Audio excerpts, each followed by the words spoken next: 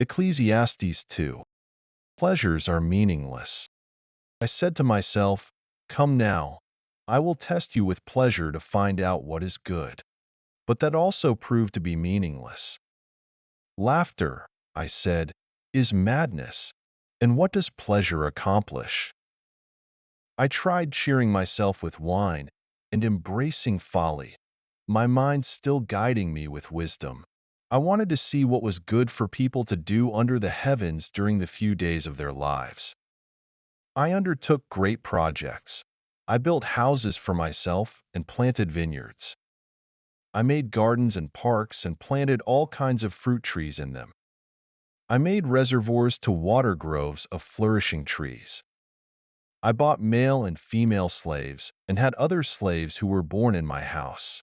I also owned more herds and flocks than anyone in Jerusalem before me. I amassed silver and gold for myself and the treasure of kings and provinces. I acquired male and female singers and a harem as well, the delights of a man's heart. I became greater by far than anyone in Jerusalem before me. In all this my wisdom stayed with me. I denied myself nothing my eyes desired. I refused my heart no pleasure. My heart took delight in all my labor, and this was the reward for all my toil. Yet when I surveyed all that my hands had done and what I had toiled to achieve, everything was meaningless, a chasing after the wind. Nothing was gained under the sun. Wisdom and folly are meaningless. And I turned my thoughts to consider wisdom, and also madness and folly.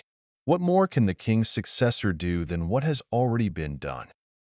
I saw that wisdom is better than folly, just as light is better than darkness. The wise have eyes in their heads, while the fool walks in the darkness. But I came to realize that the same fate overtakes them both. Then I said to myself, "The fate of the fool will overtake me also. What then do I gain by being wise?" I said to myself, "This too is meaningless." For the wise, like the fool, will not be long remembered. The days have already come when both have been forgotten. Like the fool, the wise too must die. Toil is meaningless. So I hated life, because the work that is done under the sun was grievous to me. All of it is meaningless, a chasing after the wind. I hated all the things I had toiled for under the sun, because I must leave them to the one who comes after me. And who knows whether that person will be wise or foolish? Yet they will have control over all the fruit of my toil into which I have poured my effort and skill under the sun. This too is meaningless. So my heart began to despair over all my toilsome labor under the sun. For a person may labor with wisdom, knowledge, and skill, and then they must leave all they own to another who has not toiled for it.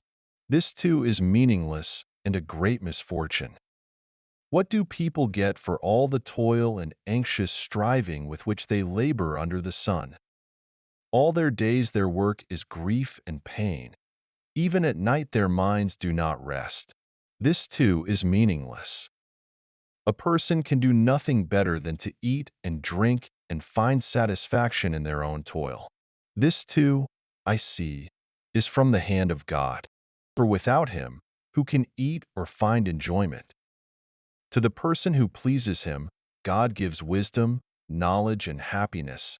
But to the sinner he gives the task of gathering and storing up wealth to hand it over to the one who pleases God.